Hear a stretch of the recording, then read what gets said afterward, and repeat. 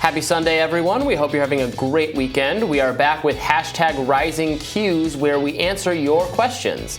Let's take a look at the first one from Jen Sayapi. Should Facebook and other tech companies be held liable for banning posts in support of Kyle Rittenhouse's innocence and labeling him a mass murderer? That's a good question. It's two. They are not liable currently for they can make any kind of moderation decisions they want. We disagree with them.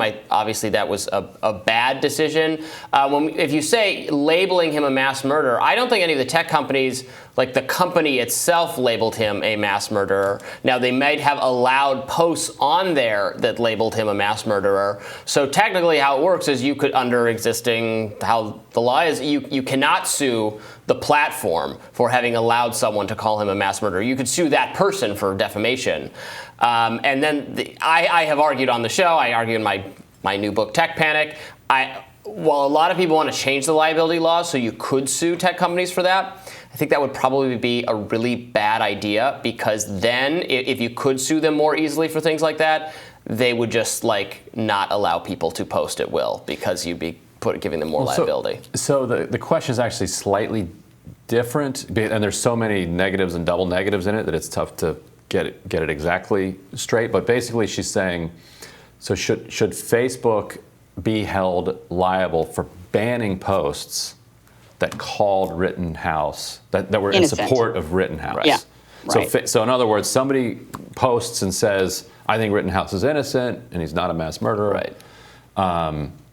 And then they Facebook got rid of those. Blocks that, and they want to sue over that.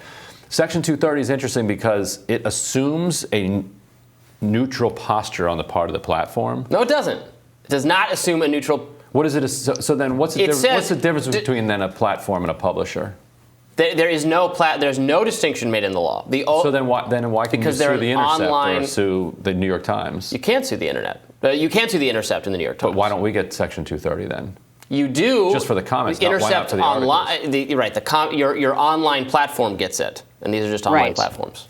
Right. But it's a paid staffer that is making it's a paid if a staffer Facebook at Facebook makes the comment, then you could sue them for defamation. But not if they change the comment. What do you mean change it? If there was a comment made. If they take it down. And they used their editorial decision making. Right, they can delete any kind of comment. I mean, that wouldn't be defamation to just take down to just get rid of a comment. That would be like choosing not to run an editorial that might be accurate, but you don't like it. Interesting. Tricky questions. Yeah, I mean, Section 230, I don't agree with getting rid of it. I just also think that the tech companies need to start actually acting like they have it. I mean, they're acting like publishers. They're not acting like platforms. Right. And so. But the whole point of Section 230 was to give the platforms the ability to censor at will without taking on any liability. That is what Section 230 set out to do. I think what it says is that what it set out to do was just to allow them to have immunity from people that just would randomly post, because they couldn't possibly do it in real time, take off anything that was offensive or harmful. Yeah, but because there was a court decision that said, because there were platforms at the time that had done some moderation, that had taken down some content and left up other content, and they got sued for defamation, and a court said, well, you're a publisher because you make moderation decisions. So this law is like, it doesn't, if you make moderation decisions, if you take down stuff and leave up other stuff, you're still immune from liability. Right, and what Jen is really getting at, I think, is a right to post. Yeah. Like implicit in her question is that she wants there to be a right to post. Yeah.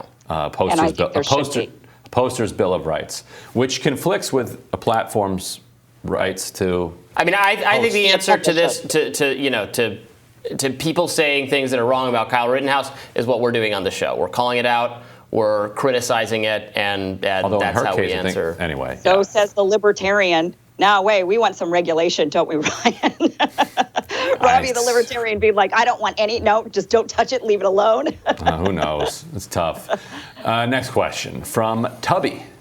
How long should Australian Julian Assange, convicted of no crime, remain locked in Belmarsh at the behest of American politicians? I would say not one more day. Okay. And I like that Tubby points out the citizenship of Assange. This is the United States is claiming that it has jurisdiction over an Australian citizen who didn't commit any of the alleged offenses in the United States, right? Which is like separate and aside from all of the press freedom implications of this case. It suggests that, for instance, the United Arab Emirates or China should be able to enforce its press freedom laws on Robby and use Interpol to pick Robby up when he's flying through Belarus. Like, that is insane.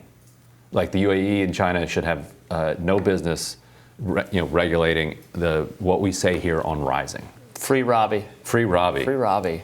I would be the first one with that hashtag. Aw, Ryan. You guys would defend me. Anybody disagree? Keep him No, we all locked agree up. on Julie. Yeah, Assange should be released immediately. Yep.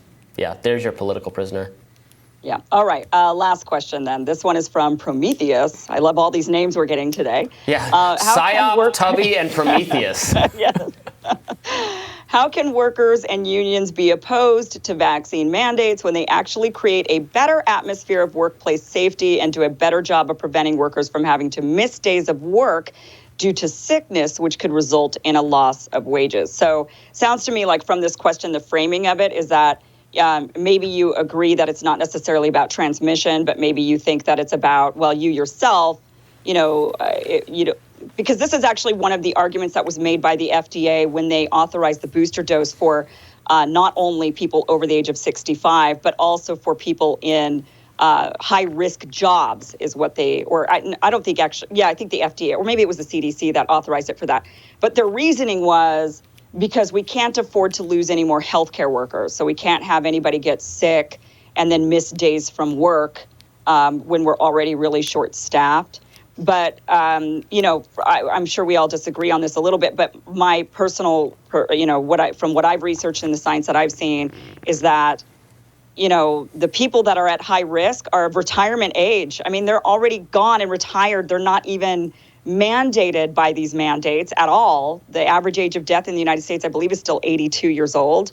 So, and then, again, like what the Fifth Circuit affirmed with its stay, saying that there's a vast difference in jobs in America and risk factors for different ages, different factors, different jobs. And so a blanket mandate just doesn't seem to make sense. If you want to not get sick and you don't want to, then you could do what you think you need to do or what you think makes sense to try to prevent yourself from getting sick. And for some people, that might be wear a mask and a face shield, stay at home. Right, but that doesn't go to her question, or his question was more like, if somebody comes in infected and exposes the entire workplace, then everyone has to go quarantine for like 14 days. And so the question was, why would you want to encourage that incident being more likely to happen? But part of the premise of the question is off in the sense that very, very few unions objected to these mandates. What they objected to was the management just foisting it on them without them being able to negotiate. They wanted to negotiate around who was going to pay for the jabs and whether or not there would be potential sick days if you get side effects from the jabs. They wanted to collectively bargain around the conditions, but very, very, very, very few unions were actively opposed to the mandates just straight up. It seems though that I'm sorry, I forgot my train of thought. So yeah. A lot of cops unions were. That's for sure. Yeah. It's late in the show here, so, I'm losing my train of thought. I need more coffee. It's Sunday. Right, it's Sunday. All right. Well, that does it for us. So I need to get my coffee, so that does it for us right now, right? So we're going to be back next week to answer more. Don't forget to tweet your questions for us using the hashtag RisingQs so we don't miss any more of your questions, comments, or concerns. Bye-bye.